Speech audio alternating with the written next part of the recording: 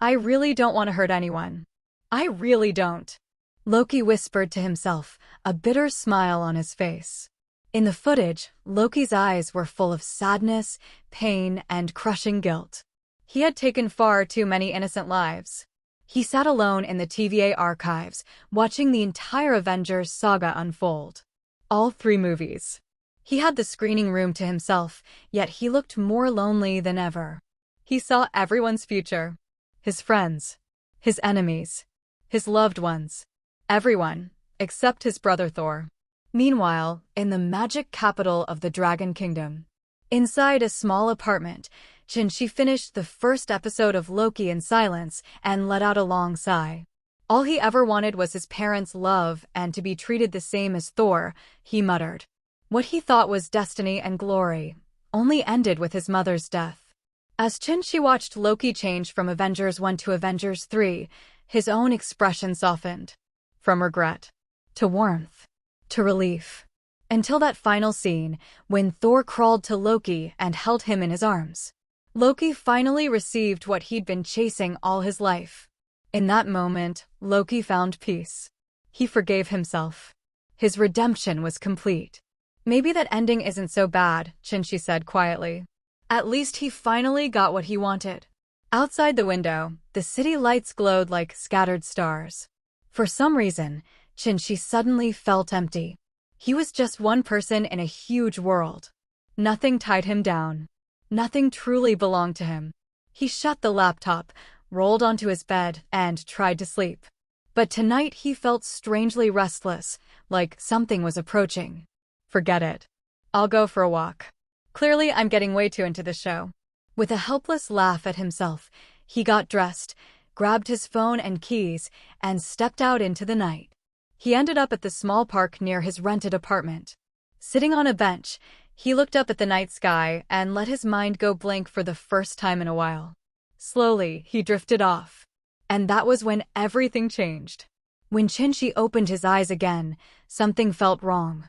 The bench was still under him, but everything else was different.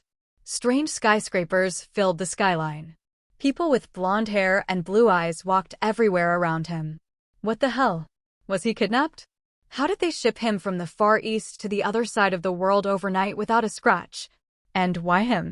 He was just a broke recent graduate. Kidnapping him made 0 sense. This is insane. Rubbing his face, he decided the only logical thing to do was head for the consulate. Only they could confirm his identity and send him home. He had barely taken 2 steps when things got worse. Sir, please come with us. A group of people in strange uniforms surrounded him. They looked familiar, but he couldn't place from where. Now was not the time to think. Shin-Chi immediately shouted, "Who are you? Why are you detaining me? Do you have a warrant?" If this was some shady group, he needed witnesses.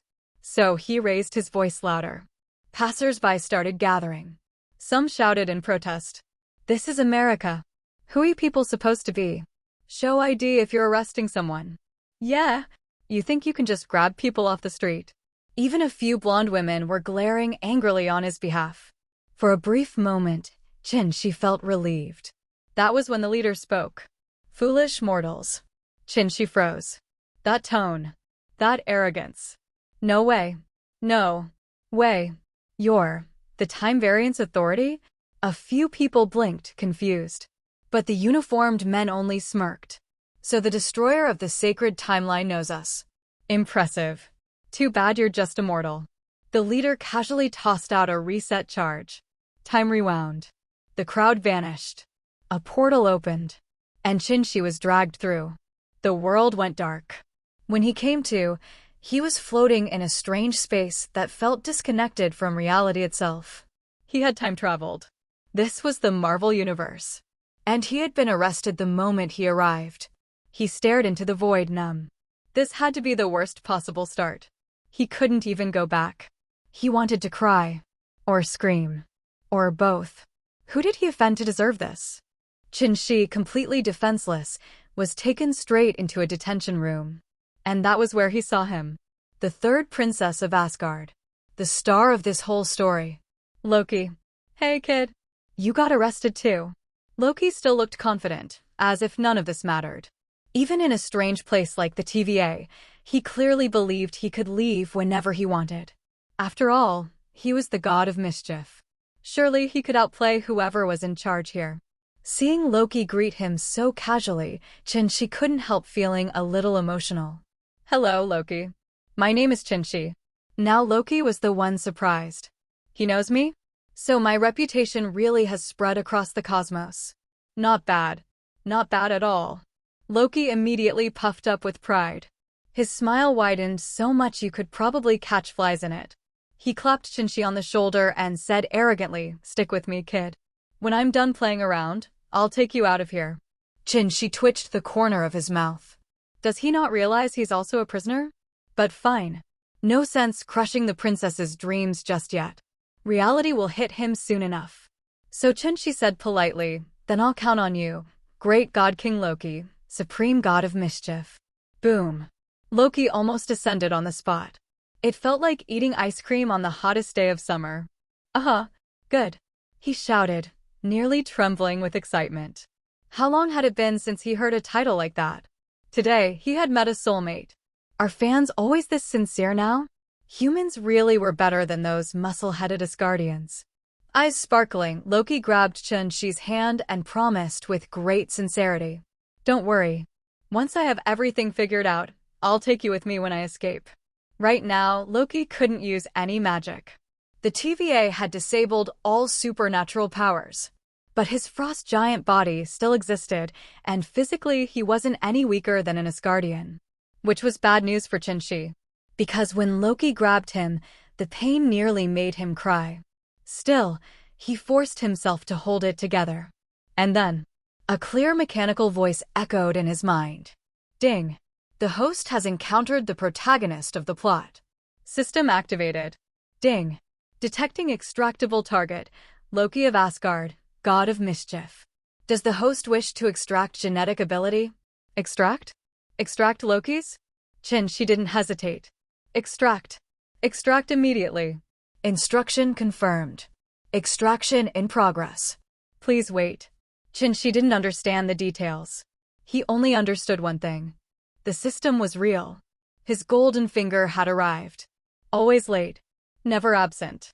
Outside, Loki was still examining the room like a curious cat, leaning against the door and scouting the area. Chin-Shi ignored him. Because another prompt sounded. Ding. Extraction complete. Loki's frost giant physique obtained. Begin fusion. Chin-Shi froze. Wait. Will it hurt? If I start screaming, won't the TVA notice? He forced himself to calm down. This wasn't the time to be careless. The system replied. Fusion will cause extreme pain. However, the system can block the host's sensory nerves. The host will simply lose consciousness during fusion. That was enough reassurance for him. He took a breath. Start. Power comes from risk. Because right now, he had nothing. Strength was the only safety. Ding. Beginning fusion of frost giant royal physique. 10%. 20%. 50%. 70%. 90%. 100%. Chin-Shi quietly slumped over, drifting into unconsciousness as the transformation completed. Some time later, he slowly opened his eyes. Loki was staring at him, amused. Hey kid, awake? Such a tiny situation and you faint? Your mental fortitude needs work. Chin-Shi coughed lightly. It was nighttime when they caught me. Guess I fell asleep. No way he'd admit the truth to an NPC. Loki simply shrugged and lay back down. Rest. We'll wait to see what tricks these people play. Chin-Shi closed his eyes again, this time focusing on the system. Tell me what you are, what you do, and what you want from me. Direct and simple. No one gives something for nothing. The system replied. System has no memory of its origin. Purpose: assist host in extracting or devouring target's abilities and binding them to host. Extraction costs system points. Devouring costs biological energy gained by killing living beings. Extraction may also be random. Each target may only be extracted once per month or devoured once per day. Chin-Shi frowned. Wait. Then how did I extract Loki? I never had any points. Hey everyone, welcome to FanFic Canon. Thanks for hitting play. I'm thrilled to bring this fan-made story to life for you. If you enjoy the ride and want more narrated fanfics, smash, subscribe, and tap the bell so you never miss an episode. And if you want audiobook of a novel of your choice, join my Patreon. Request any title that's freely available online, and I'll produce a full narration just for you. Now, let's dive into today's adventure. Jinshi himself is a 3-0 product, a poor guy with no bullshit points, and he gets the top prize in the lottery? Returning to the host, obtaining points is very simple. If you change the fate of the characters and change the direction of major events, you will get points corresponding to the degree of change. The reason why the host was captured by the Time Variation Administration is that while observing Loki, they accidentally discovered the destroyer of the timeline, which is you. The host's points are naturally the system's reward for the host's novice gift package. Damn it. Jinshi was very upset when he heard this. Is this an unreasonable disaster? It is true that when a person is sitting at home, the pot comes from the sky. It turns out that when he appeared in Marvel, he was discovered by the Time Variation Administration. It turned out that it was all Loki's fault. In order to protect the sacred timeline, they observed Loki's every move and even exposed themselves. Loki, this is how sorry you are for me. You are a disaster. Jinshi secretly made a note that he must return this unreasonable disaster. Then what should I do now? They will reset the time breaker, which means he will disappear forever. I can't just hang up here, and even though this hellish place is full of mortals, it's really so incomprehensible. Jinshi is right, this ghost place prohibits all abilities. Even Loki is just treated like a monkey. As long as he escapes from here, this group of mortals who rely on high technology will not be able to stop him, and then the sky is high and the birds can fly. He doesn't mind having fun with these mortals. Female Loki kills these people just for fun. As long as he goes out, he will have endless abilities at his fingertips. He can also kill them like trampling an ant to death. Wait. Loki. Morbius. Jinshi suddenly remembered these two old guys who were plotting against each other. Mobius will be tricked by Loki, and Loki runs away with the female Loki to find the Guardian of Time.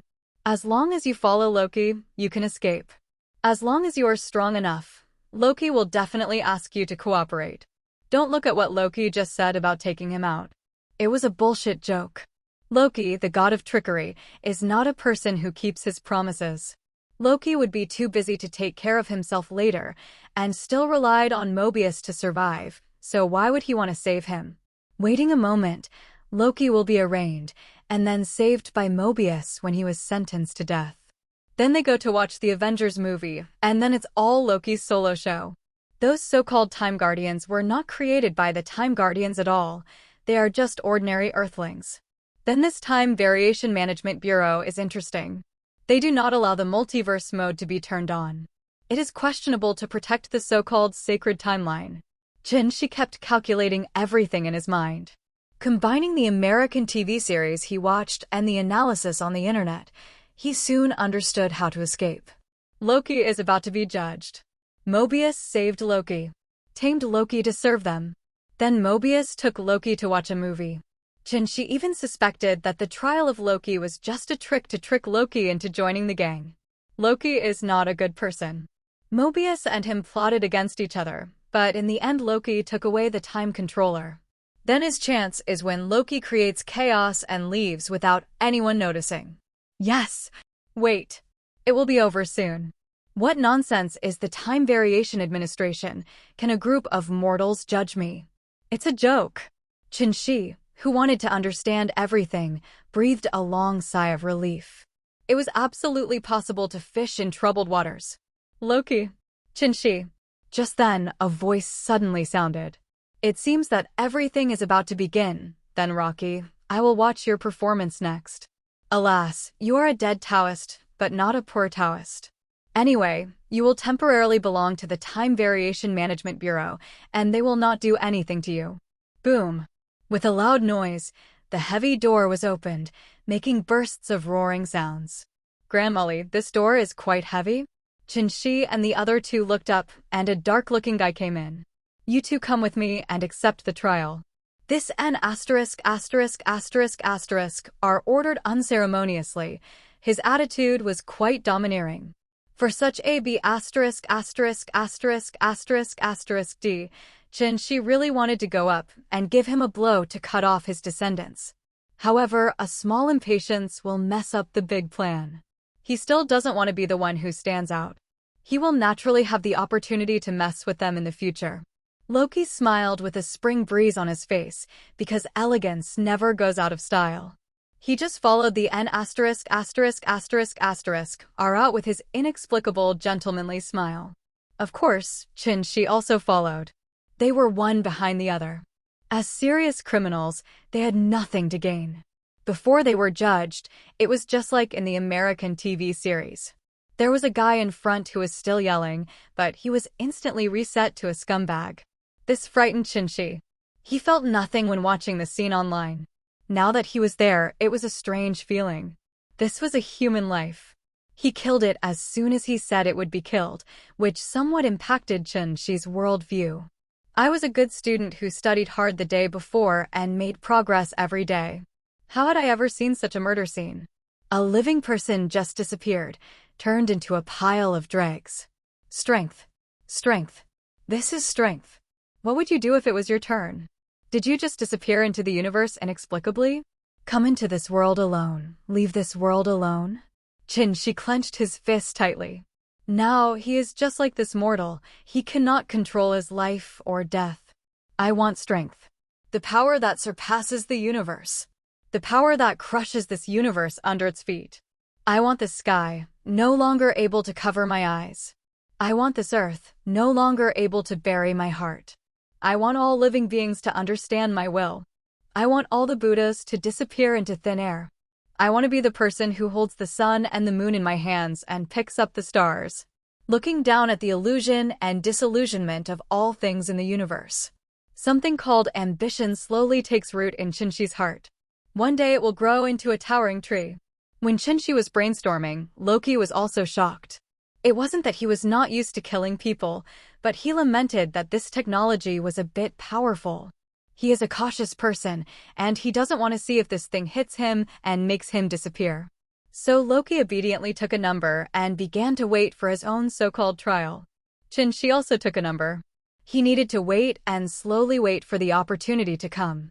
Even without waiting for Loki to take action, as long as he is imprisoned alone, he can instantly attack the Time Guardian, obtain the Time Controller, open the portal, and leave here.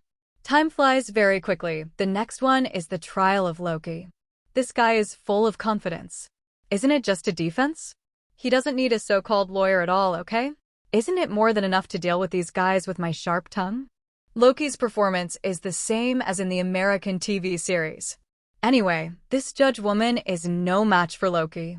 Laufeyson, time prisoner no. L1130, also known as Rocky Laufeyson, you're accused of violating sequence July 20th, 89. What is your defense? The judge looked at the file in his hand and looked up at Loki. Ma'am, God doesn't make excuses. This absurdist drama is very interesting, but I have to go. Loki smiled, tilted his mouth, tilted his head, and raised his eyebrows, completely ignoring her. Loki always thought this was a prank. The female judge didn't care about Loki's attitude. She had seen many people like this. The world was originally awesome, but now she has to act like a mortal here? Anyone who dares to pretend like this will not end well, so she still asked alone. So, are you guilty or not guilty, sir? Loki was about to tease her and looked at her with a smile. Guilty as the god of trickery? Is it okay to feel guilty that this is all boring? Can it also be charged with violating the sacred timeline? Absolutely impossible. You have arrested the wrong person. Loki fired a barrage of fire, which made the judge follow his lead. Really? Who should we arrest? Loki said loudly. I think we should capture the Avengers. I was able to get the cosmic cube all because of their time travel. They racked their brains just to prevent me from becoming the Holy Emperor. This made the judge laugh. He is such a shameless guy. Are you a scumbag and still a Holy Emperor? She sneered. This accusation is not a small one. Haha, you can smell the perfume on the two Starks. If you are looking for time offenders, they are the time offenders. While Loki was quibbling here, Agent Mobius also walked in quietly, waiting for the opportunity. If you give me an army and enough resources, I can go back and kill them all. Well, Loki repeated his old trick and started to fool the nth victim again. The previous one was the purple sweet potato spirit. The black woman captain looked at Loki and was speechless. The contempt in her eyes was not hidden at all. This guy is so whimsical. The female judge said helplessly. This isn't about the Avengers right now, isn't it? Loki shrugged. No, what they did was what should have happened, but your escape was not. The judge said righteously. Loki laughed when he heard this, his laughter full of contempt. He asked rhetorically, it shouldn't happen? Who stipulated it? Guardian of Time. Oh, Time Guardian, okay. Maybe I should have a god-to-god conversation with these Time Guardians directly. The judge smiled. This guy is so arrogant. How awesome is he? She said contemptuously, sorry, they are very busy. What are they busy with? The correct flow of prescribed time. Another verbal battle ensued, and finally Loki didn't want to play anymore and was about to leave. I saw him open his arms and push forward. Once. Twice. Well, all failed. Loki smiled awkwardly. At such a critical moment, the teleportation magic failed? Do you want to do this? How embarrassing. What is he doing? The black woman said disdainfully. He's trying to use his power. Okay, Loki cursed secretly. What a lousy place this is. Magic power? It's invalid here in the Time Variation Administration, Mr. Lawfeason. This court finds you guilty and sentences you to resettlement. Okay, next one. Loki was a little panicked at this time, and he shouted, reset? What does that mean? Is it a bad result? What does it mean? You ridiculous bureaucrats, you have no right to decide my outcome. Loki began to struggle violently, but all he did was in vain, and the judge was completely unmoved. At the critical moment, Agent Mobius appeared, and it was his turn to perform. He stood up and said calmly, I know what he can do. Come closer and speak. After a while of blah blah blah, Loki was saved by Agent Mobius and taken to a home theater. The two watched several box office hits from the Avengers series. Mobius praised the filming as a good one, but Loki burst into tears. Then the two began to quarrel, but Loki, as the god of trickery, was still very capable. Taking advantage of the quarrel, he quietly slipped into Mobius's time controller. At this time, just like in the American TV series, the black woman captain came and called Mobius away and had a big fight. She insisted on killing Loki because just now a small number of time guards were killed. In the end, the two failed to convince each other and broke up on bad terms. When Mobius returned to the projection room, Loki was nowhere to be seen, and the time controller in his pocket was gone. What a scheming liar. He was helpless. Loki was such a thief. At this time, Mobius was very distressed and called the black woman captain to lead a large group of people to find Loki. The chaotic scene outside naturally shocked Shinshi. He gently asked a time guard somewhere in the waiting room. Hey, bro, is something happening outside? Don't ask how Shinshi can communicate with this group of people. Just ask that he is really good at English and can use it in the whole universe. Don't worry about it. It's not your business to worry about. If you are guilty at this time, just wait for the trial.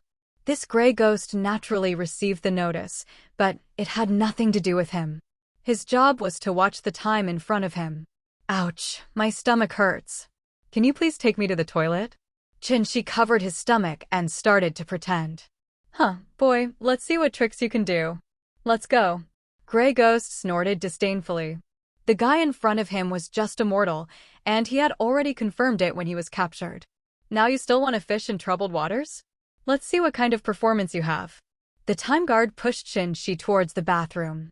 Whenever there was any movement, he would go up and give him a stick. This stick is a time weapon. Once it is hit, it can reset the stick, which means death. He even had a time controller in his hand, so what was he afraid of? So he watched Shinshi's performance with confidence. As Shinshi walked forward slowly, he carefully and quietly looked around at the surrounding terrain, passages, guards, etc. The frost giant royal physique makes everything about him completely different, whether it is vision, hearing, reaction, speed, strength, mental power, etc., it has increased exponentially. He has Loki's physique, so there is no problem at all in beating Captain America's Steve. Of course, the premise is that the American team does not activate the 50-50 attribute.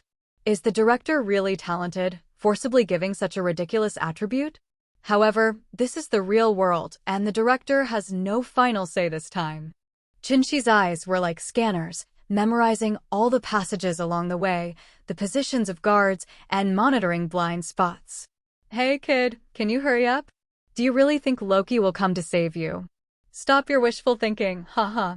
The time guards taunted loudly, saying that they knew about Loki's previous conversation with Chin-Shi in the detention room. He always thought that Loki and Chin-Shi had made an agreement that now that Loki had run away, he would come to save Chin-Shi. But he didn't care at all. With the time reset device in hand, he didn't take Loki seriously at all. Chin-Shi didn't pay attention to this brainwashed clone. This thing was just a puppet that was worse than an NPC. We passed through 12 rooms along the way, with a total of 4 passages. Each passage has 2 time guards. It's a little difficult to get into the archives through the eyes of these puppets. However, now this guy is so arrogant and doesn't take me seriously at all. This is an opportunity. Chin-Shi was slowly calculating in his mind, and he was ready to implement his plan. Loki can run away, so can he. However, he cannot return empty-handed. Loki can take the cosmic cube before leaving, so he won't get any benefits, right? He has already put his idea into the archives, where the infinite gems are a drawer. The Time Guardian here pacified all timelines, so he got countless infinite stones. Because this is a special world, infinite gems have no effect here, but in other worlds they are artifacts. Time passed bit by bit, and Chin-Shi walked for a full 5 minutes in just 2 minutes. Go to the toilet door. There is no surveillance here. Here is your opportunity. In order to prevent Chin-Shi from making any small moves, the Grey Ghost Time Guard naturally followed him. Hey, kid, hurry up. Don't think of any tricks. I'll be waiting for you outside the partition. Grey Ghost pushed Chin-Shi with a savage attitude. This guy already regarded Chin-Shi as a dead person. Yes, sir, it's whatever you say. Chin-Shi smiled with a smile on his face and looked very nervous. At this moment, Chin-Shi suddenly shouted loudly as if he had seen something extraordinary. Sir, isn't that Loki? What? Loki? The Grey Ghost Time Guard was shocked and turned around quickly. Loki was about to commit a crime. If he caught it, wouldn't it be a great achievement? It was too late, then it was so fast. The moment he turned around, Chin-Shi moved. With a swish, Chin-Shi moved close to his body as fast as the wind, and instantly hit the Grey Ghost's waist with a whip. Bang! The Grey Ghost didn't have time to react. He was knocked away and then hit the wall hard, making a huge muffled sound. He never thought that this mortal could have such great power, but he was immediately confused by the violent Chin-Shi. Chin-Shi was unyielding. The moment he smashed the Grey Ghost away, he jumped on top of him and strangled him with the help of handcuffs with his handcuffed hands. All this happened so fast, in just 2 seconds, there was no time to react. Although Chin-Shi lived in a peaceful era and had never killed anyone, fighting was the norm for him. 1 second. 2 seconds. 3 seconds. The Grey Ghost's body began to tremble violently, and his legs began to kick around. He tried to survive, but it was of no use. His eyes began to bulge out, veins burst out, and his face was severely congested, like a cooked lobster. He wanted to shout out and attract others' attention, but unfortunately he couldn't do it. His throat was about to be strangled. He was in so much pain that he couldn't make a sound, just like a fish out of water, struggling and flopping. He also wanted to try to reach the time controller in his pocket with his hands. How could Chin-Shi get what he wanted? Click. As soon as he reached out and made a move, Chin-Shi hit him with a knee and smashed his arm. Chin-Shi's strength is at least 30 to 50 tons, and his physical fitness is that of a time guard, at most a special soldier. This blow directly shattered his arm and fractured it. He began to tremble violently, trying to relieve the pain. The painful howl couldn't leave his throat at all, and blood immediately left all over the ground, dyeing it red. Click. Pft. After a few seconds of stalemate, A sound like something breaking reached Chinchi's ears. Oh, it turned out that the throat bone was broken. Then there was a pop, and blood spurted out, followed by a gurgling sound. The pressure was gone and it began to flow slowly. This guy died completely. He died due to carelessness and arrogance. Chinchi couldn't bear it anymore and ran to the pool to vomit. He had never killed anyone before, and the killing made him feel nauseous, a little bit scared, nervous, and even more excited. He had no choice but to kill someone just now because he came to the Marvel world, a world where mortals are as insignificant as dust. If he doesn't kill others, others will kill him. In order to live, he must kill. Become stronger. Kill. Become stronger. He didn't want to be arbitrarily judged by the so-called guardian of time without any resistance. Chinchi has lived at the bottom of society since she was a child. Life in the orphanage is so hard, with no food to eat or warm clothes to wear. Children from other families have parents who love them, family members who care about them, good food, and good clothes. Even if they have an ordinary family, they will not go hungry, cold, or bullied. But he can't do it, he has nothing. If you feel cold, curl up and endure it. If you are hungry, you can only drink cold water, which may make you feel better. When he was bullied at school, he could only beat him back even more fiercely until everyone was afraid of him. So, what if there are more people and more power? He dares to risk his life. He only has this life to take action. Why aren't those students afraid of him? He studied and studied hard just to get rid of poverty, to avoid hunger, cold, and being bullied. He never bowed to fate, surrendered to life, and walked firmly towards the future step by step. Unfortunately, just when he thought everything was heading towards a better future, fate seemed to have made a joke. He was thrown into a world where human lives were like ants, and he was caught as a time criminal. And this organization is simply an evil organization, and all time guards are former so-called time criminal puppets. He is not allowed to embark on the journey again. He must survive. Call. After Chinchi washed up, he took a long breath and looked at himself with disheveled hair in the mirror. He said firmly to himself, "Chinchi, we are leaving again." After saying that, he smiled at himself. Now he could no longer look back. If you are born like an ant, you should have the ambition to be a swan. If your life is as thin as paper, you should have an unyielding heart. At this time, the system prompt just sounded. Ding! The host kills the Time Guardian and gets 10 points of biological energy. Huh? 10 points of bioenergy? Waste? Chinchi curled his lips and muttered, "What a piece of rubbish. Just such bioenergy." After muttering, Chinchi didn't care. No matter how small an ant is, it's still meat, and 10 points of biological energy can be considered a start. He quickly ran to the sky and looked at the miserable gray ghost. Chinchi was not afraid this time. Everything is difficult at the beginning. You are the dead soul of my subordinates. Can you still jump up and down? Seeing this guy struggling in pain before dying, with eyes full of disbelief, Chinchi took off his uniform without ceremony. He wanted to disguise himself, not to deceive everyone, but just to get close to one or two groups of people. Chinchi took off the bloody clothes, washed them a little, and then put them on himself. If the brim of the hat is slightly lowered, others will not be able to spot him immediately. Then, holding a time weapon, he can deal with these guards in an instant. Leaving this guy here like this, Chinchi walked out carelessly. He is now a time guardian. Hi. No, who are you? When Chinchi walked to the first passage, he hesitated and stayed far away. The time guards did not see clearly who he was. When these two guys realized something was wrong, it was already too late. Chinchi raised his stick and dropped it. Under the sneak attack, the two guys screamed and fell to their knees in an instant. Catch the assassin. There is an assassin. Chinchi immediately yelled, "Catch the thief," and yelled at the top of his lungs. He was quite a thief and directly caused chaos. Sure enough, this time, it directly attracted the attention of everyone nearby, and the guards from other passages came over in a swarm.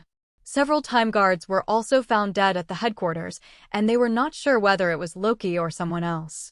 The entire base fell into chaos, and Chinchi took this opportunity to run away.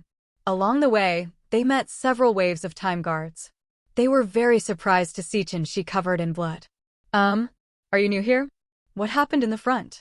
They stopped Chin-shi and asked nervously. Oh, don't mention it. Loki is stabbing someone in front with a knife. I have to go for treatment quickly. You go quickly and don't let him escape. Ouch! Ouch! It hurts me so much. I have to go for treatment. You go quickly. Chin-shi pretended to be injured in a fight with Loki, and his embarrassment covered in blood did not make anyone suspicious. When the time guards heard that it was Loki who had escaped, they told Chin-shi to be careful and go for treatment quickly. Then they ran quickly to the direction pointed by Chin-shi to capture Loki. Idiot. They are indeed NPCs. They have no brains. Gasoline can burn their garbage. If you lie to someone and still scold them, be careful. Chin-shi ran all the way. Time waits for no one now. Loki is unreliable. He is probably the same as in the American TV series. He did not escape at all, but wanted to kill the Time Variation Administration. Like a gust of wind, Chin-shi quickly arrived at the archives room, and at this time he actually saw Loki. Oh, fake. Your kid actually escaped too. Loki and Chin-shi naturally have the same idea. They will not let go of the Infinity Stones. The only difference is that Loki only wants the Cosmic Cube, while Chin-shi's goal is everything. Hey Loki, you and I are not honest. Your Cosmic Cube is right here. Chin-shi chuckled and quickly entered the archives room. He didn't want to argue with Loki. This guy's ideas and brain circuit were different from others. He didn't want to wade into troubled waters. Oh shit. Boy, wait for me. Don't try to swallow the cube. Loki still regards his cosmic Rubik's Cube as a treasure, but he doesn't know that in this ghost place, it's just a paperweight. He cursed secretly and quickly followed. In the archives room, Chin-shi and Luo Ji rushed in fiercely one after the other. Hey kid, give me the Rubik's Cube or I'll disembowel you like a fish. What is a fish? Casey was speechless. He had no idea what a fish was. Loki's balls ached. He said angrily, how come you don't even know what a fish is? Casey said helplessly, I've been behind a desk my whole life. Oh, what's the point? Loki was a little speechless. What kind of bull and horse thing is this? At this time, Chin-shi stood up and said softly, Loki, don't ask. They have been brainwashed and their memories have been erased. What? Loki roared excitedly. Shoo, why did I lie to you? Just don't be so scared later. Chin-shi quickly reminded Loki not to get excited. There will be something more exciting for you later. Casey is very knowledgeable. Isn't it just the Rubik's Cube? It's just broken rocks. Just give it to you. Casey knelt down, opened the drawer, and handed the cosmic cube to Loki. The next scene really scared Loki. What? Infinity Stones? He looked at the drawer in disbelief. It was colorful and full of infinite gems. What's going on? Why do you have these? Casey shook his head and said with a smile, we have a lot of them here, and some people use them as paperweights.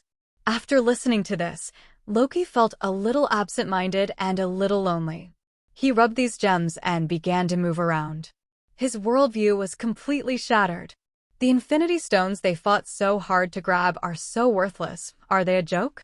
Is this the most powerful force in the universe? Loki murmured to himself, extremely shocked. He could not imagine how powerful such an organization was. At this time, Chin-shi didn't want to be in a daze like this guy. He shouted loudly, everyone, stand up. I don't want to kill anyone. I only want money and not life. All of you, just be honest and give me these colorful stones, and I won't kill anyone. Everyone. Hurry. 1, 2, 3. Chin-shi's words made everyone sigh in relief. This thing is just a paperweight and has no effect. So they opened the drawers one after another, and everyone handed all their infinite gems to Chin-shi. Ha ha. Okay. You are very obedient, and I am also a good person who keeps my word. You are free. Chin-shi, who was a robber for the first time, was extremely excited. Is this the pleasure of robbery? He loved this kind of robbery. The key is that what he robbed was the Infinity Stones. It was so cool. Chin-shi packed a large bag of infinite gems and ran directly to Loki, patting the lost Loki. Hey Loki, are you leaving? No, Chin-shi, you go. I want to figure everything out. Luo Ji shook his head and rejected Chun-Shi's proposal. Isn't this place full of challenges? Is this the most powerful force in the universe? Okay, whatever you want. I have to go. Chun-Shi shrugged, not wanting to get involved with this guy with a brain circuit problem. Because that black woman is coming, and he has no time to wait. Okay, I hope we can see each other again. Luo Ji smiled and said goodbye to Chun-Shi. And Chun-Shi also directly used the time controller to open a portal and left directly. The moment Chun-Shi left, the door to the archives room was violently knocked open. The black woman captain hit Loki with a stick without saying a word. The agile Loki opened the time controller's portal and left directly, returning to the screening room. Of course, everything here has nothing to do with Chun-Shi. He has left that universe, but the devil knows which universe he has arrived in. However, let's make peace with what happened. He knew that the Time Variation Administration would find him, but he was not worried.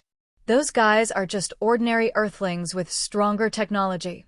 As long as they are not attacked by surprise, he will be fine. When he gets stronger, how can he be caught like Loki? Do you think the Time Variation Administration has caught any great gods? Why didn't they catch the 5 creation gods? Why doesn't the Tribunal of Life arrest them? Why don't they arrest the Transcendence, Molecule Man, etc.? They just bullied the weaklings.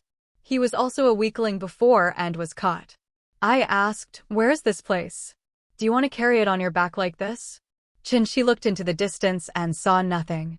There was a desert with rolling yellow sand all around, and there was nothing. UB****ch, let's go. Let's walk in one direction first to see if there are any desert lovers. After muttering something, Chun-Shi took a step forward and started walking in a random direction. What kind of crappy place is this? Why is it so miserable? Ding, back to the host, you have integrated the constitution of the royal family of frost giants. Although you are not afraid of such an environment, you will always be very uncomfortable with it. Okay, I guess so. Chun-Shi said helplessly. He had a vague guess, and after listening to the system, it turned out to be the case. System, why haven't there been any changes to these infinite gems? As Chun-Shi walked, he took out 6 gems and played with them. Not to mention, it looks really good and can be auctioned for a good price. At least 5 billion universe coins must be auctioned. There is no problem in buying hundreds of planets. Thanos, the Infinity Stones you have been thinking about so much, I still have dozens of them here. How about you touch it for a few months and then I'll give you one? Chun-Shi suddenly thought about waiting for the purple sweet potato demon to come in the future. How about hitting him with these infinite gems? Or snapping his fingers? Hey, your gem is female and mine is male. As Chun-Shi walked, he let out weird gay evil laughter, and his smile gradually became abnormal. Ahem, low-key. At this time, the system also analyzed it. Ding, back to the host, the Infinity Stones are not in this universe. There are Infinity Stones in this universe, so they cannot sense the rules of the universe for the time being. After a systematic analysis, Chun-Shi understood that they were all infinite gems from other universes. Isn't this just the magpie's nest?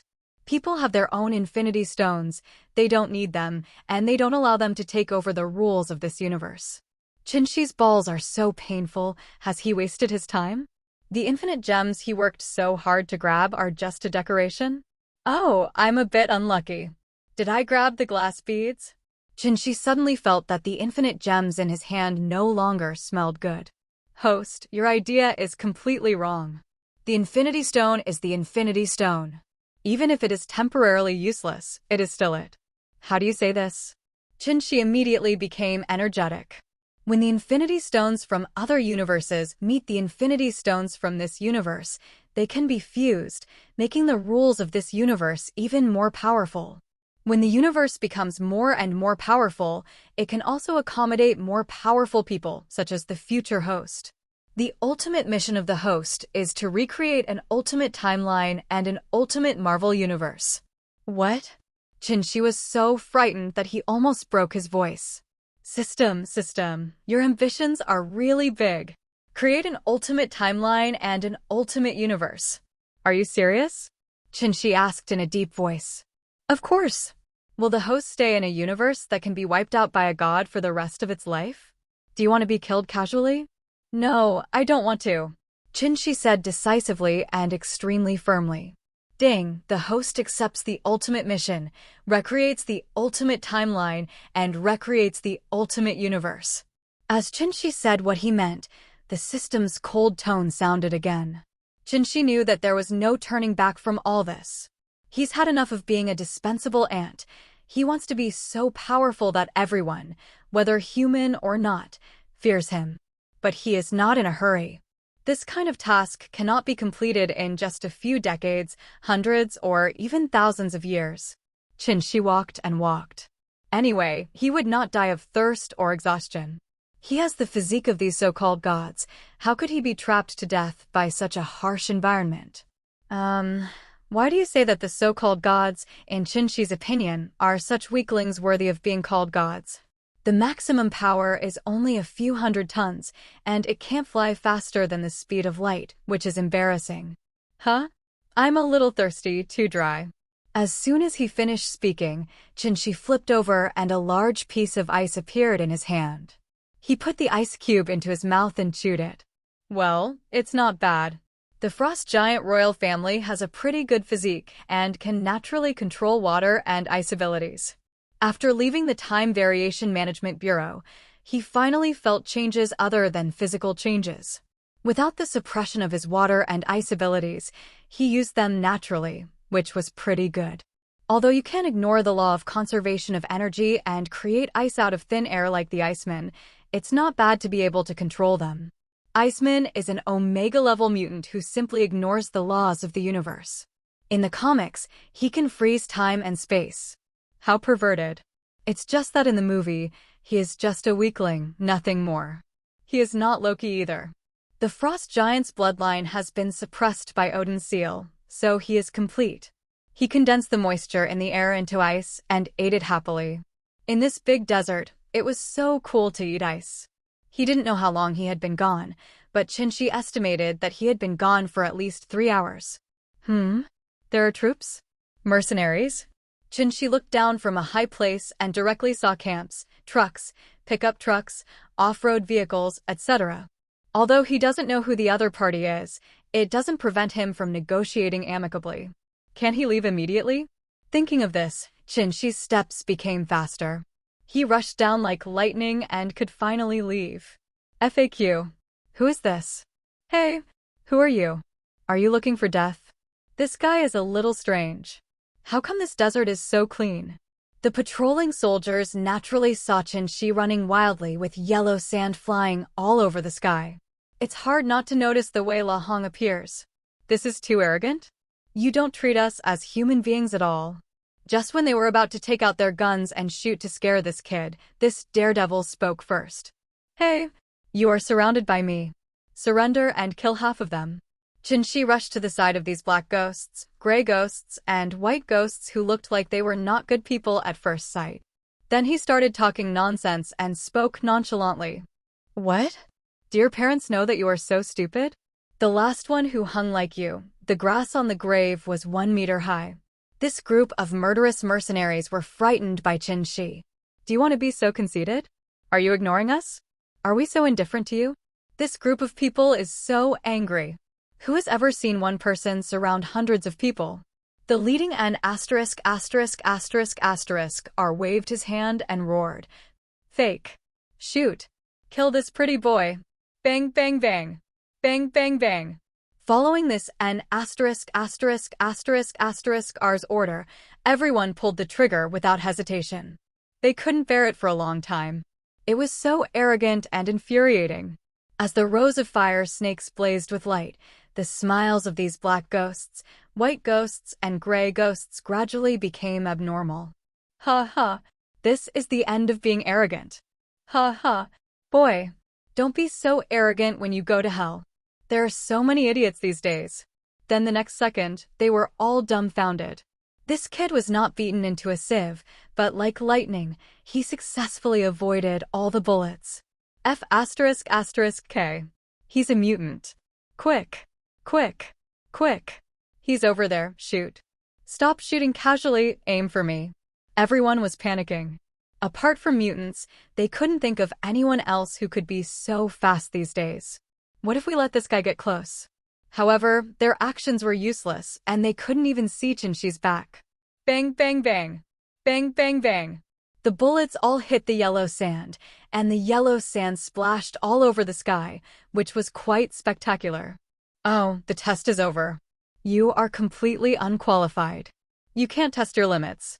No more playing, you all go to hell. Qinshi suddenly appeared in front of everyone and said calmly. This group of mercenaries suddenly felt a chill, and their heads felt so cold. What? Oh God. Fake. Holy Mary. The next second, they saw the most spectacular and last wonderful performance in their lives. Qinshi raised his hands slightly in the air and saw countless dense ice arrows suddenly appeared in the air, and they were already aimed at them. Go for it. Qinshi murmured softly, shook his fingers slightly, and these ice arrows swished through the air and rushed towards the mercenaries. Shoot! Shoot! Upon seeing this, the mercenary leader yelled wildly, trying to crush the ice arrows with bullets. His idea was right, but how many ice arrows could he hit?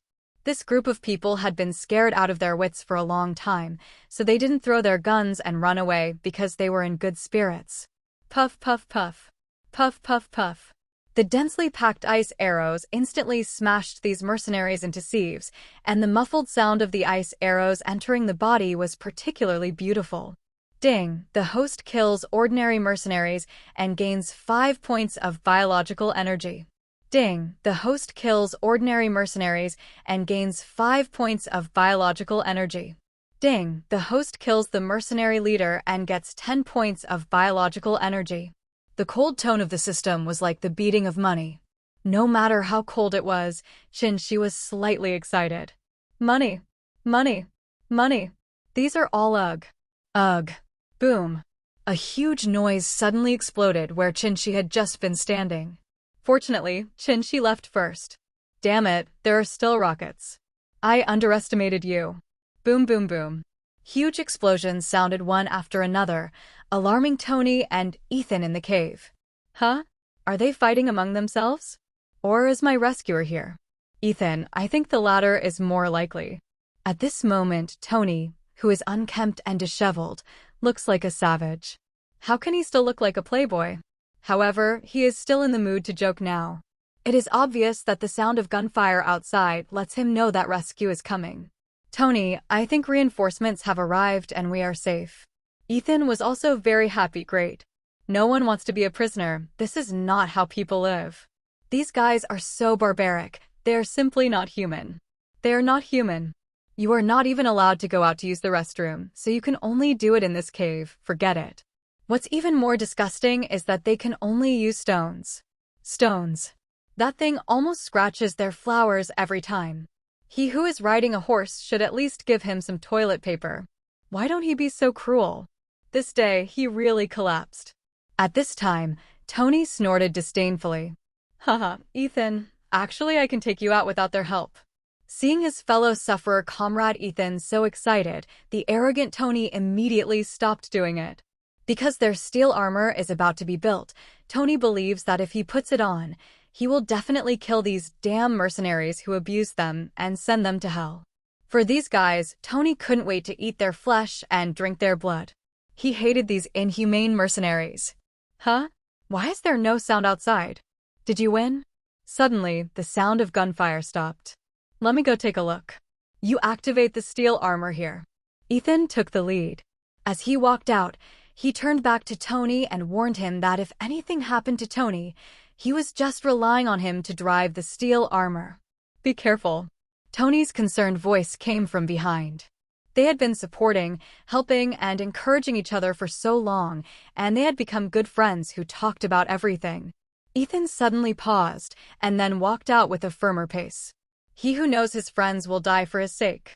Outside the cave, Qinshi looked at the corpses on the ground, his face slightly pale. Did you do this all by yourself? Killed all by yourself? Alas, who would have thought that a student who just came out of the ivory tower would be so cruel?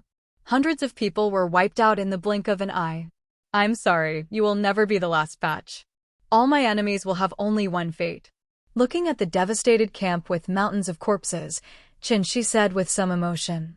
He can't stop. He will die if he stops. Huh? Who are you? Are you still alive? The moment Ethan appeared, she sensed it. Whoosh!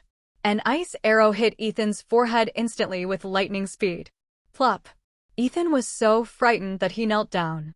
How had he, an ordinary person, seen such a formation before? It almost made him pee. What the hell is this magic? Forehead.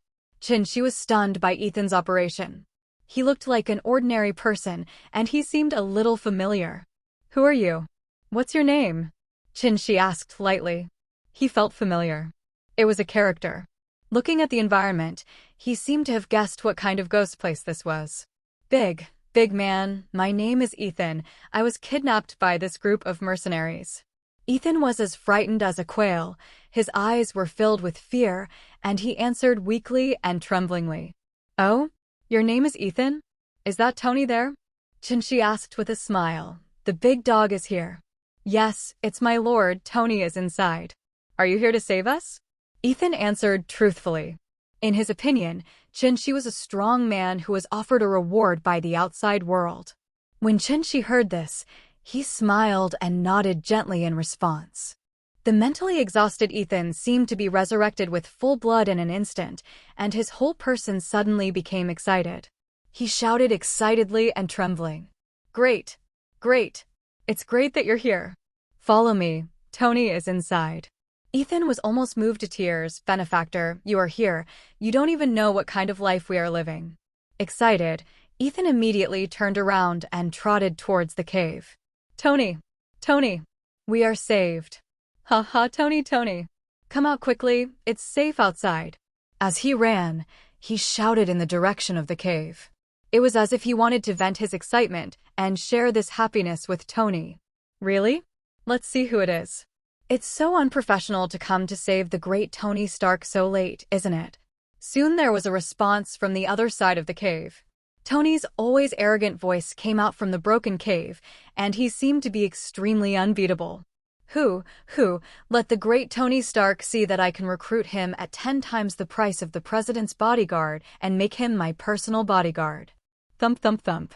Thump, thump, thump. After a while, she heard the sound of footsteps. He looked up and saw that the unkempt and disheveled figure was really confused. But he could vaguely see that this guy was the playboy, the bohemian Tony Stark. But now he is unshaven and the classic mustache is no longer visible. He is just a beggar. When Chinchi looked at Tony, Tony also looked at him. Looking at it, the guy was so awesome that he completely confused Tony. The guy in front of me is too young, at most 21 or 12 years old. He looks a bit bullying.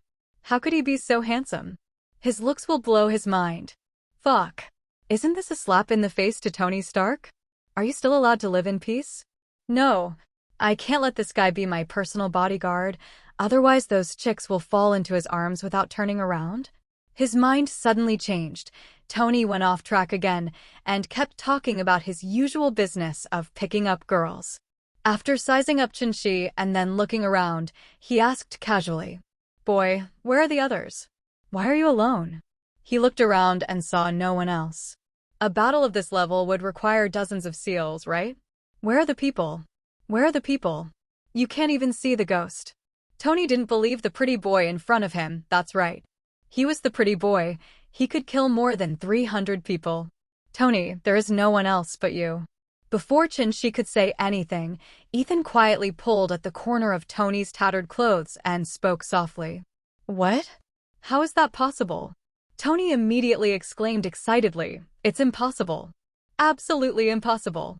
His disbelieving eyes kept scanning Chinchi, as if he wanted to see through it.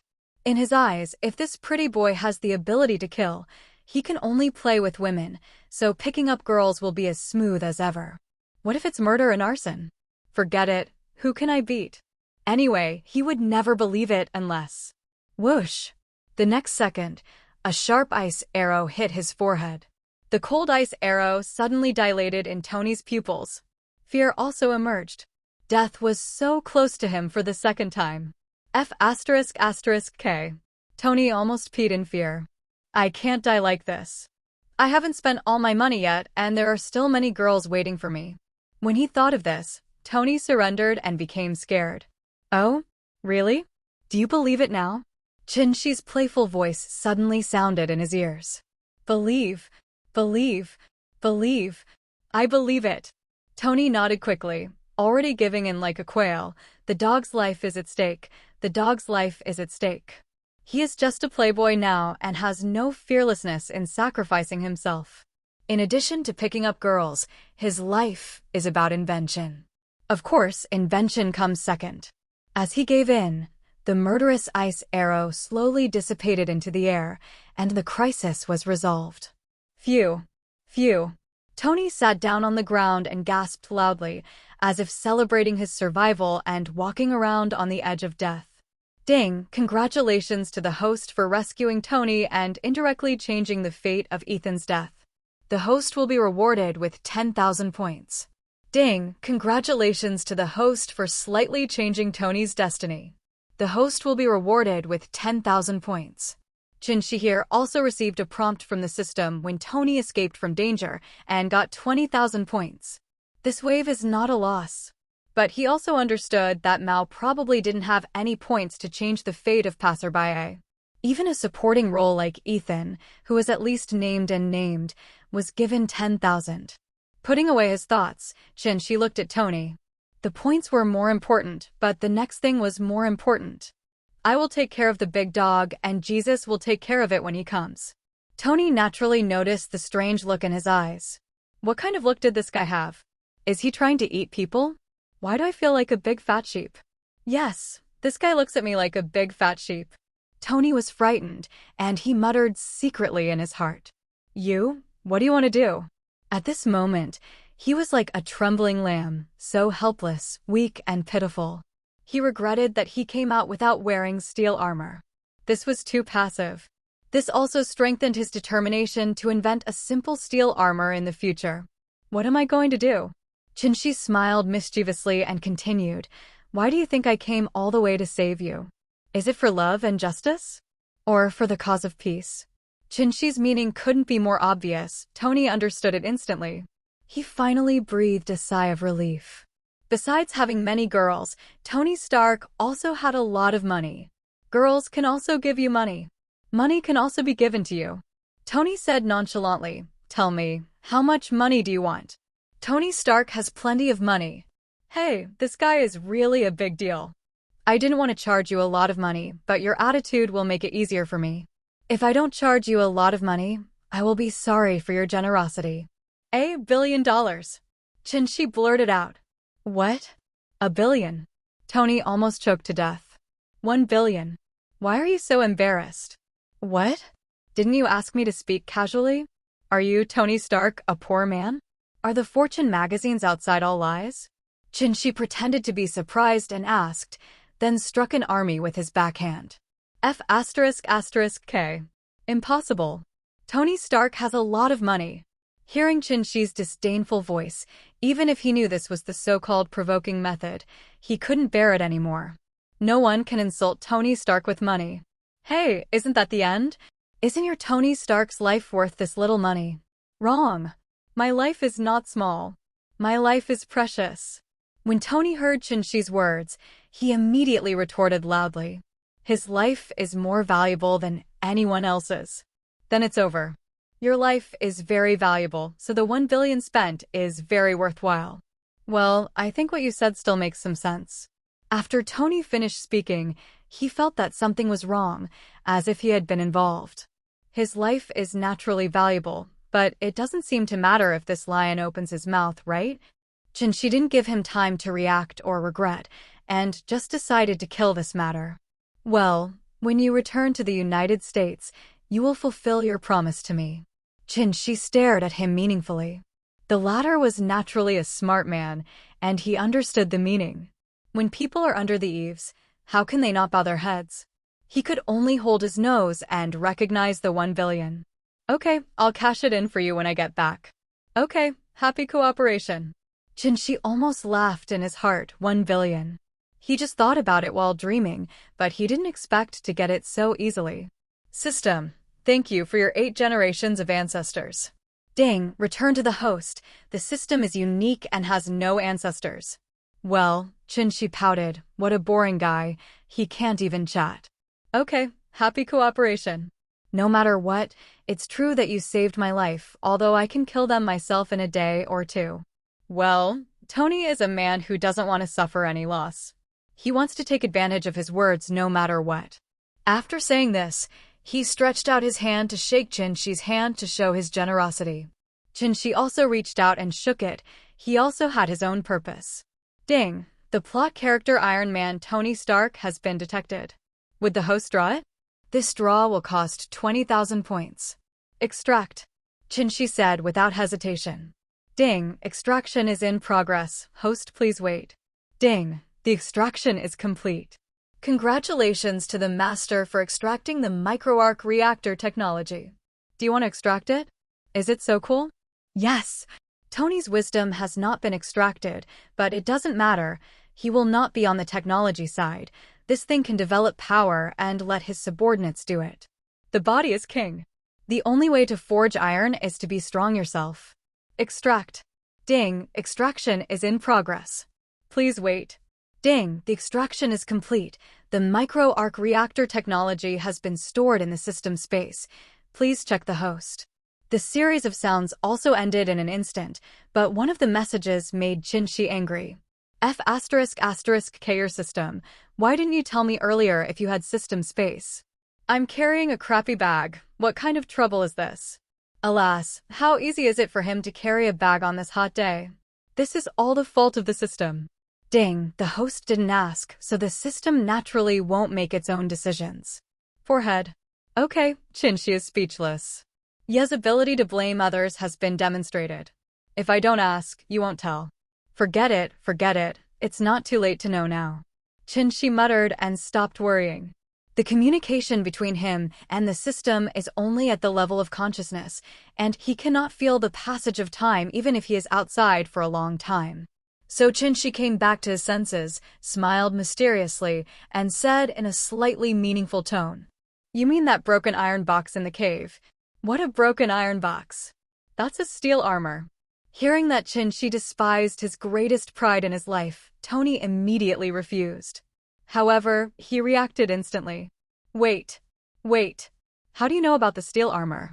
Tony's face suddenly turned pale. He looked at Chinchi with some fear in his eyes. Impossible. This is top secret? Did you tell him, Ethan? Tony shouted that it was impossible and looked at Ethan suddenly, asking if he told Chinchi. Seeing Tony staring at him, Ethan also shook his head. Tony, I'm really speechless. Ethan was equally surprised. He couldn't understand it at all. Don't you know how to predict things?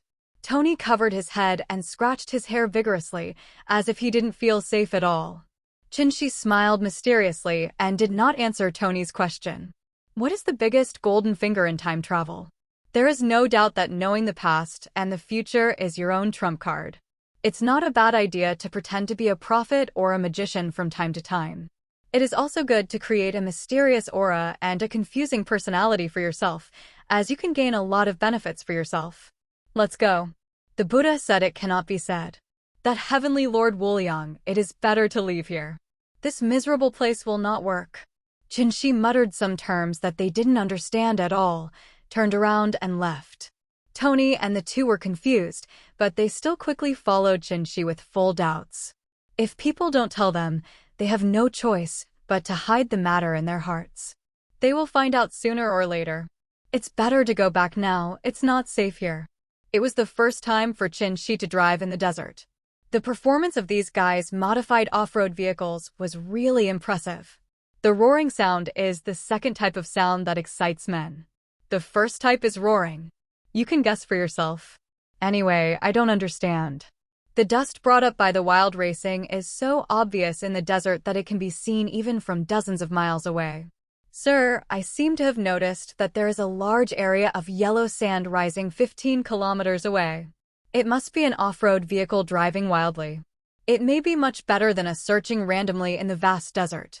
Colonel Rhodes looked into the distance with a solemn mood and nodded silently. Tony was having fun in the car at the moment, celebrating his escape from heaven and hell. With the heavy metal music, Tony stood up and howled like a gorilla in excitement. Oh, wow. Freedom. Freedom I want. I'm going to eat 10 cheeseburgers. 10. His favorite is cheeseburger. He hasn't enjoyed his favorite in months. Curry rice all day long. Curry rice. If he hadn't been trying to survive, he would have vomited. Bang. Bang. She didn't know when he picked up a piece of ice and started chewing it. Huh? Ice cubes. Tony, who was learning from the gorilla, suddenly turned around, looked at the ice cube in Chinshi's hand, and swallowed hard. This. He rubbed his hands and looked at Chinshi with a smile. Wanna eat? Wanna eat? Take the money, $1 million apiece. What $1 million? Tony has been completely defeated by Chinshi's shamelessness. Wanna break the ice and ask me for $1 million? Of course I, Tony Stark, am a fool. 2 pieces. Well, no one can escape the true fragrance law of Boss Wang, the greatest philosopher in our country. Hey, here you go, enough. Chinshi laughed like a thief. He had already stolen Tony's huge life-saving money of $1 billion, and this $1 million was just drizzle. However, the pleasure of robbery is completely unimaginable to outsiders. A piece of ice is $1 million US. This feeling is simply too good. Bang. Bang. Soon the sound of chewing ice could be heard in the car. Haha, so cool. 2 more pieces. Tony is a guy who almost dies of thirst when his smoking throat meets a big ice cube and when a desert meets an oasis. How could a piece of ice be satisfying? Ethan over there hadn't chewed half of it yet, so he finished it in 3 bites. Chinshi was so happy that he gave him 2 more pieces of ice. How could he not refuse the large sum of money delivered to his door? Just as they were having fun leisurely, the roar of a helicopter sounded above their heads. When Tony and Tony heard the sound of the helicopter, their first reaction was that the enemy was chasing them. Only this group of mercenaries are familiar with this ghost place. How could a helicopter from far away in the United States find them in the vast desert? What should Chinshi do? These guys won't attack us with rockets, right? Tony was a little nervous. He was bitten by a snake once and has been afraid of well ropes for 10 years. It's okay. It's okay. Chinshi comforted him, raised his head, squinted his eyes, and looked directly at the helicopter above with eyesight that was dozens of times better than that of ordinary people. Huh? Isn't this the Star-Spangled Banner? Chinshi glanced around and discovered it. Hey, it's okay. It's one of your own. Chinshi turned around and said, One of our own? That's great. Tony was obviously overjoyed. Since Chinshi said so, it was correct. Hey, here. Here. Tony took off his clothes and shouted to the sky. Huh? That's Tony. Quick. Get down. Colonel Rhodes, who was observing with a telescope, immediately discovered that the pervert below was the long-missing Tony. After a while, the helicopter landed slowly. Rhodes jumped out of the helicopter and gave Tony a bear hug. Hey, Tony, you've been missing for so long, you really scared us to death. Colonel Rhodes patted Tony's shoulder excitedly, looking extremely surprised and excited. He is Tony's best friend, and he is happy to find Tony both publicly and privately. Yes, how could the great Tony Stark die so easily? Tony chuckled and spoke shamelessly. Here, let me introduce to you my savior, Ethan and Chinshi. This is my good friend, Colonel Rhodes. Tony was busy introducing Ethan and Chinshi to Rhodes. He said he was his savior, but he didn't say how he saved them. Obviously, Tony has a hand in this matter. This is too strange. There is a mole. Tony Stark, wants to stop trading. Rhodes did not doubt it at this time, but extended his hand politely. Hello, thank you for saving Tony. Chinshi and Chinshi shook hands lightly, indicating that they knew each other. Only this time, the system didn't prompt me whether to withdraw or not. In fact, this Rhodes was really scummy. Everything he owned was directly ignored by the system. Everyone chatted for a while, then continued to set off, and soon landed at a military airport in Afghan. Rhodes and the others took Chinshi and the others to an international airport and boarded a plane to fly to the United States. Originally, Ethan didn't want to follow Tony, but he couldn't resist Tony's enthusiasm, so he had no choice but to go with him temporarily. When the plane landed in New York, reporters who smelled the smell swarmed in. They had already received the news that Tony Stark had been rescued and rushed to the airport immediately to catch the first-hand news. When Tony stepped out of the plane, Pepper was the first to rush up and pounced on Tony like a swallow returning to its nest. You, Tony, you are finally back. You are really worried about me. I asked you not to bring a bodyguard. Something happened. Tony hugged this hard-working woman tightly and smelled the familiar scent of perfume. I will listen to you next time, honey. I made you worry. I'm sorry. Tony said softly, his tone even more apologetic. Woo, just come back, it'll be good. Chin-Shi stood aside and curled his lips in disdain, the sour smell of love. But to be honest, he really doesn't understand foreign aesthetics. Does having freckles on your fur mean you are sexy? I don't understand. He really doesn't think there's anything good about little chili pepper. Tony's taste is indeed extraordinary. He likes beauties with cute big B*** BS like Wanda, or short legs and big B** BS like Black Widow. But forget about Black Widow. This woman is too old and has experienced too many men. When Tony showed his affection, the clicking outside never stopped. Tomorrow's news headlines will probably be, Tony Stark showed off his affection at the airport as soon as he showed up. Is this woman the new love interest of Playboy Tony Stark? This is more headline than any entertainment headline. Of course, Tony was not the only one being photographed at the scene. Chin-Shi was also one of them vying to take pictures. This group of keen reporters had already smelled something different. This young yellow man is too conspicuous. Among these black and white ghosts, Chin-Shi stands out so much. They were also discussing quietly, guessing Chin-Shi's identity. Huh? Who is this young man? He is a bit too handsome. That's right. The key point is, why is this guy standing next to Tony Stark so carelessly? Is he Tony's bodyguard? Fart. Where did such a handsome bodyguard come from? He has already debuted, okay? Well, I wonder if he needs a one-night partner. I'm very impulsive. Fake squid, you shameless woman, if you want to come, I'll come too, okay? Go away. While they were chattering, reporters with chicken thieves had already rushed over.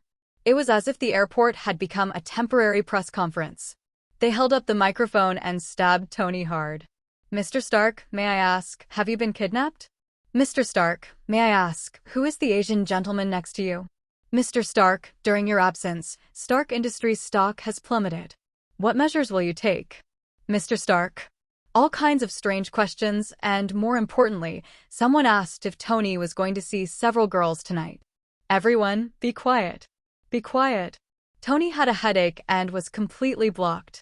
If he didn't say a few words, he probably wouldn't be able to leave. I can only answer a few of the questions I just asked. I will hold a press conference to specifically explain some situations. After Tony finished speaking helplessly, the scene became slightly quieter and the preparations began. Tony cleared his throat and then spoke skillfully. Everyone, don't worry, I'm not being kidnapped. Naturally, he wants to stabilize the plummeting stocks and must only tell good news. I studied a very interesting thing at a desert base abroad. I believe I will meet you soon. The reporters below were whispering to each other. Some believed it and some didn't. No matter what, they began to look forward to what Tony was talking about. Whether it was civilian or military, they must have held back another big move. As for the person you are curious about next to me, to be honest with you, he is my cousin. Just when Tony was about to say that Chin-Shi was his cousin, he suddenly shuddered, and a cold air gathered near his second brother. Mr. Stark? What's going on? Are you choking? Why don't you speak? It's like he was about to take a shot and was interrupted. Isn't this torture? Sorry. Tony coughed dryly, and then said angrily, this person next to me is my eldest cousin. Even though he is very young, you all know the magic of the East, hee. Do we understand? We understand your sister. Are we blind? Or fools? What a bully. Everyone present was angry. You are not a bully. You, Tony Stark, are trying to rub our IQs on the ground. The intermediary guy is not a good person. Who are you looking down on? F***K. This Tony Stark is really full of lies. You can't believe a word of what the Playboy says. God, take this guy away quickly. I'll report him. He's just showing off. Tony, you said that young man was older than you, so we reluctantly recognized him. You said he was your cousin, and you thought we were blind. Haha. A white man and a yellow man are actually cousins? What's going on? Tony shrugged at the comments made by these guys. If you don't believe it, then I can't help it. The whole world needs the certification of the great Tony Stark. But I don't need your certification, bye. After Tony finished speaking, he asked the bodyguards to clear the way and rushed away from the crowd. His arrogant attitude was taken for granted by everyone. This is his personality. There is no need to carefully maintain any greatness, hard work, or frugality. Tony is not tired at all and is very moisturized. A certain villa in New York, of course, not his Marbury luxury villa. A fleet of luxury cars drove into this high-end villa area. Oh, the environment here is good. Buy me one and deduct it from my money. Chin-Shi, who had just gotten off the bus, felt that this place was good and worth settling in. After all, this is New York, the center of the universe. The environment is fresh, the community is quiet, the greening is quite good, and it's not far from the city. It can be said to be quiet in the bustle. Chin-Shi's tone of ordering his younger brother made Tony very unhappy. Are you treating me like your younger brother? Hey, are you mistaken? Boss, do you have an ID card? How can I buy it for you? Chin-Shi glanced at him sideways and said, I have no identity. I'm your cousin. Just help me get it done tomorrow. If you can't handle this little thing, you might as well die. Fake. I'm unlucky. Tony cursed angrily in a low voice. What had he done recently to anger God? Send someone to torture him? Giggle. The little haughty peepo next to him covered his mouth and snickered. Finally, there was someone who could cure Tony, a guy with an extremely bad personality. She started to gloat at the side. This guy finally met his nemesis. How much less worry should she have to worry about in the future? After thinking about it, he glanced at Chin-Shi quietly and winked quietly to show his gratitude. This was an incredible sight, and both Chin-Shi and Tony were shocked. Chin-Shi, darling, this woman is not in love with someone else and is attracted to me, right? Should I eat or not? That's a question. Although it quenches my thirst, I have to turn off the light. The amount of hair on the forehead, the crime, the immeasurable deity, the poor man should just forget about it. It is not his cup of tea. Tony, Frankie Chin-Shi. You are such a scourge, I really can't keep you by my side. Otherwise, I won't be able to pick up any girls in the future. My Peppa is about to be seduced by this guy. We have only known each other for a few minutes. If it takes a few more days, why not applaud for love? What the hell? Isn't good here? After thinking about it, Tony felt that he had to do something to save it. He felt that he could still save it. He coughed dryly, stood up, stood between Peibo and Chin-Shi, and said casually, Isn't it just a villa? I will buy it tomorrow. This is all a trivial matter. By the way, Ethan, I'll buy one for you too. You can stay at Stark Industries from now on. Your level is completely qualified to be our senior engineer. Tony. Ethan called Tony softly. Huh? What's wrong, Ethan? Tony was a little surprised, but he also guessed it. Ethan said with some embarrassment, Tony, I still want to go back and help my hometown. They are too poor and need me. Ethan's heart is not in the bustling city here at all. His heart has always been in his poor hometown, and his hometown needs him. He studies hard not to get rid of poverty in his hometown, but to build a better hometown. Oh, okay, but I can support you with 100 million so that you can show your talents and develop your hometown. Tony saw that Ethan had already made up his mind to leave, and he didn't want to force it. Ethan was right, his hometown needed him more. Sure enough, when Ethan heard this, he immediately beamed and no longer looked worried. He said excitedly, Thank you. Thank you. Tony, you're such a generous friend. Tony waved his hand. Oh, it's okay, but it's a pity that it will be too difficult to meet each other in the future. It's okay, I will definitely come see you when I have time. Then it's agreed, don't keep your words. Must? Ethan is Tony's savior. If it weren't for Ethan, the Iron Man of the Marvel world, the big three of the Avengers would have gone to meet Satan long ago. Well, Tony, an arms dealer, is not qualified to meet God. Tony can only repay him in another way, supporting Ethan in building his hometown. Maybe this is the best way. Okay, grown man, stop whining and whining, let's go, I'm starving to death, I want to eat barbecue. No, I want a cheeseburger, a Coke. Fried chicken. As soon as Chinchi finished speaking, Tony raised an objection. He could eat 10 now. Seeing that the two had different opinions, Pepper came out with a smile to smooth things over. Okay, let's eat everything. We're not short of money. Well, if you are close to red, you will be red. If you are close to ink, you will be black. Little Pepper was spoiled by Tony. The first thing he said was that I am not interested in money. Look at this tone, it's so grand. Oh, this plan was unanimously agreed upon by everyone. You can eat whatever you want. Pepper is indeed Tony's good assistant, and her efficiency is really fast. After a while, a restaurant specially delivered these things, and even 2 barbecue chefs came. Chinchi thinks he can't imagine being a rich person. This meal was enjoyable. He had never tasted such top-quality ingredients. The best thing is ordinary beef.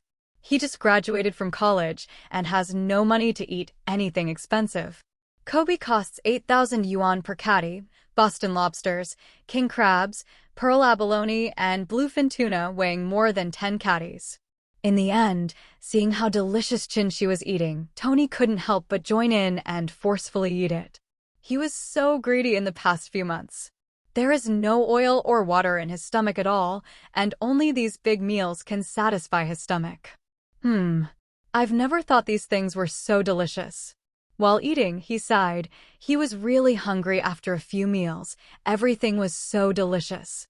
A lunch, eating and drinking, everyone was happy, and half the afternoon passed like this. After eating and drinking, everyone lay in the yard, chatting and enjoying the long-lost cozy time. The breeze was blowing, the sun was shining, and, well, Tony's beauty was accompanying him, making Tony feel that it was good to be alive. Suddenly, during the chat, Tony asked curiously, Chinchi, have you mutants appeared again recently? They have disappeared for a long time and have not come out. Occasionally, I hear about out-of-control mutants. Wait. Chinchi was shocked, because Tony meant that mutants in this world were very inactive. Could there be other changes? The timeline has changed again? As for Avengers and X-Men, they both belong to the Marvel Universe and they all know each other. In the movie, due to copyright issues, they were separated directly, and there was no linkage. Only Wanda and Quicksilver were linked. But this is the real universe. There are no artificial rules and regulations at all. Chinchi pondered for a moment about Tony's question, and then he said, I don't know, I'm not a mutant, maybe. Who can say for sure in the future? What? You don't understand either. Tony shouted. He felt very incredible, but he didn't think Chinchi had lied to him. Even Chinchi doesn't understand it. It seems that mutants are quite hidden.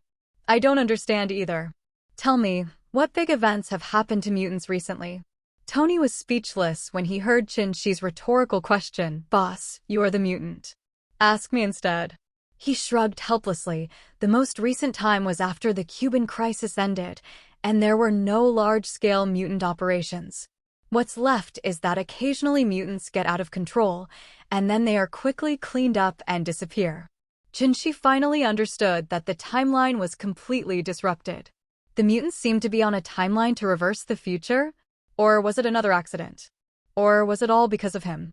As for those guys who lost control, Chinchi knew that they were all taken back by Professor X. So that's how it is, but it doesn't matter, I'm here, they have to come out. Chinchi looked at the clouds on the horizon and murmured to himself that his arrival would completely change the timeline of this world. Everything will go in an unknown direction, and the Time Variation Administration or other great gods will discover his existence. Looking at Chinchi's low murmur, everyone couldn't understand it at all.